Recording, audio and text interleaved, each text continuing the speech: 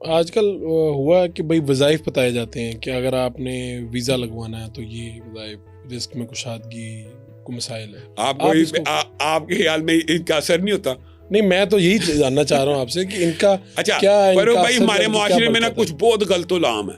ہم چاہتے ہیں اصلاح ہو، جیسے یہ اصلاح کی بات ہے کہ قرآن پاک کو ترجمہ پڑھیں. اس بات کا ابلاغ ہونا چاہیے کہ قرآن پاک بنیادی طور پہ مردوں کو بخشوانے کے لیے نہیں ہے، زندوں کے ہدایت کے لیے. یہ باتیں ساری ہونی چاہیے. لیکن بندہ یہ کہ قرآن پاک کتاب ثواب ہی نہیں ہے یا قرآن پاک سے شفا ہی نہیں ہے، تو یہ بھی انکار ہے قرآن کا. کیوں؟ اللہ کہہ رہا ہے وَنُنَزِّلُ مِنَ الْقُرْآنِ مَا هُوَ شِفَاءٌ وَرَحْمَةٌ لِّلْمُؤْمِنِينَ. اور ایک آیت نہیں، 3 آیتیں ہیں کہ قرآن پاک میں شفا ہے.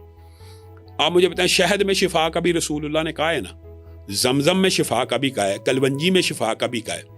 لیکن ہمارے ساتھ یہ مسئلہ عجیب ہے معاشرے میں کہ آپ کو کوئی شہد لٹکایا ہوا بندہ نہیں نظر آئے گا، کوئی زمزم لٹکایا ہوا بندہ نہیں نظر آئے گا، کلونجی کی پڑیا بازو پہ باندھا ہوا نظر نہیں آئے گا.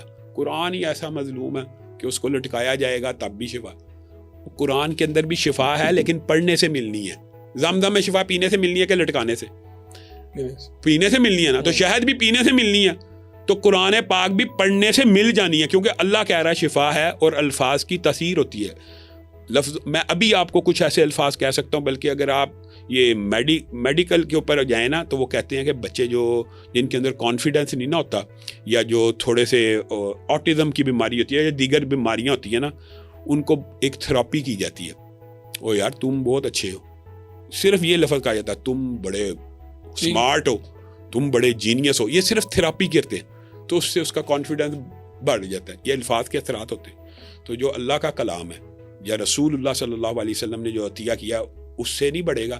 رسول اللہ صلی اللہ علیہ وسلم، اچھا قرآن کی آیت ہے فَقُلْتُ اسْتَغْفِرُوا رَبَّكُمْ إِنَّهُ كَانَ غَفَّارًا يُرْسِلِ السَّمَاءَ عَلَيْكُمْ مِدْرَارًا وَيُمْدِدْكُمْ بِأَمْوَالٍ وَبَنِينَ. اللہ کہہ رہا ہے کہ استغفار کرو تو مال دوں گا. اللہ کہہ رہا ہے نا. یہ مولوی نہیں اصل میں بتا رہے ہوتے. ہم صرف، آپ یہ سمجھیں کہ ہم تو ناقل ہیں، ہم تو اس کو صرف نقل کرنے والے ہیں اور ہم اس کو صرف بتانے والے ہیں. یہ اللہ نے کہا کہ جو بندہ استغفار کرے گا اس کو مال بھی ملے گا، بیٹے بھی ملیں گے. یہاں تک قرآن کی آیت ہے کہ بارشیں اس کی مرضی سے ہوں گی، بارشیں اس کی مرضی سے ہوں گی. اس سے مراد یہ ہوتی ہے جب اس کو چاہیے، جب تو اللہ تعالیٰ بارش بھی برسائے گا. یعنی رزق میں کشادگی، استغفار. اللہ تعالیٰ قرآن میں کہہ رہا ہے فَقُلْتُ اسْتَغْفِرُوا رَبَّكُمْ إِنَّهُ كَانَ غَفَّارًا يُرْسِلِ السَّمَاءَ عَلَيْكُمْ مِدْرَارًا وَيُمْدِدْكُمْ بِأَمْوَالٍ وَبَنِينَ. صرف مال نہیں، بیٹے بھی کثرت سے دے گا، مال بھی دے گا، باغات بھی دے گا. اور یہاں تک اللہ نے اس آیت میں کہہ دیا کہ ان کی ڈیکوریشن اور ان کو راستہ پراستہ بھی اللہ کرے گا صرف استغفار کے. تو اسی طرح جو مختلف وظائف ہوتے ہیں ان کے اثرات ہوتے ہیں. اسم اعظم ہے، آیت الکرسی ہے، مختلف اذکار ہیں. اچھا رسول اللہ صلی اللہ علیہ وسلم نے فرمایا میرے پہ جو درود بھیجتا ہے، ابی بن کعب کی آپ نے مشہور حدیث سنی ہوگی، کتنا بھیجتے ہیں؟ میں 1/4. رسول اللہ کا بڑھا دے، کہا آدھا، کہا بڑھا دے، کہا 2/3، کہا بڑھا دے، کہا پورا ذکر ہی صرف درود کروں گا. پھر رسول اللہ نے کہا اگر تو پورے ذکر کے اوقات صرف درود میں صرف کرے گا تجھے ہر غم سے نجات مل جائے گی. اب مجھے بتائیں، یہ مولوی نے کہا ہے، یہ رسول اللہ صلی اللہ علیہ وسلم کے فرامین ہوتے ہیں. تو جب ہم کسی کو وظیفہ بتاتے ہیں، وہ بنیادی طور پہ یہ آپ نے ایک بڑا عمدہ ٹیکنیکل سوال کیا ہے. میرے پاس لوگ آتے ہیں ہمارے معاشرے میں، ظاہر تو ہم پرستی بھی ہے، مجھے کہتے ہیں یار تویز دیا ہے لٹکا لینا. مثلا میں تویز لٹکانے کا قائل، میں کہتا ہوں پڑھے، کہتے ہیں قرآن کی آیت لکھی ہوئی ہے، قرآن کی آیت لکھی ہوئی ہے. میں کہتا ہوں یار آپ گھر جاؤ، آپ کے گھر میں کتنے قرآن پڑھے میں؟ الماری کھولو، ہر مسلمان کے گھر میں قرآن ہوتا ہے نا. اس پورے قرآن سے برکت نہیں آنی.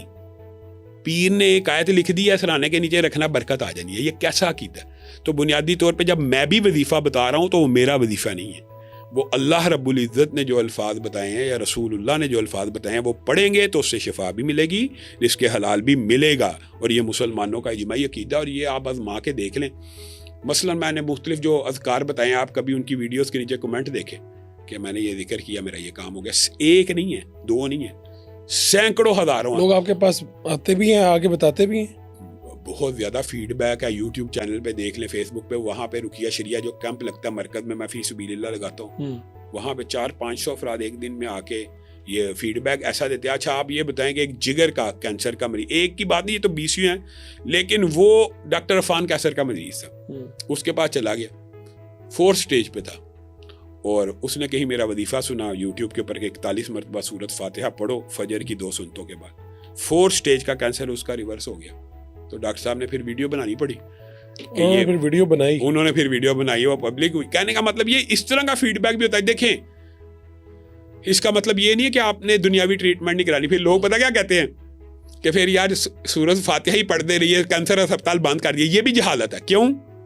جو علاج کروانا ہے نا یہ بھی رسول اللہ کی سنت ہے. رسول اللہ نے کیا علاج سے منع کیا؟ مادی اسباب سے منع تو نہیں کیا. علاج بالغذا رسول اللہ کی سنت ہے. یہ جو شہد کا پینا ہے یا کلونجی کا کھانا ہے یا دم نے, یہ علاج بالغذا ہے. تو یہ رسول اللہ صلی اللہ علیہ وسلم کی طرف سے اجازت ہے, علاج کروائیں. لیکن آپ 4 سٹیج پہ پہنچ چکے ہیں, آپ کے لیے ہر رستہ بند ہو گیا. یار اب تو اللہ کو آزما لو. ہم تو ان لوگوں کے لیے کہہ رہے ہوتے ہیں کہ کینسر کا وظیفہ یہ ہے, تو لوگ نیچے کمنٹ کرتے ہیں علامہ صاحب پھر اسپتال بند کر دیے. تو آپ کہہ رہے ہیں کہ دنیاوی علاج کروائیں ساتھ میں وظائف. میں کہتا ہوں آپ دنیاوی علاج سے جب تھک جائیں گے نا تب بھی آپ کو اللہ کا کلام شفا دے دے گا.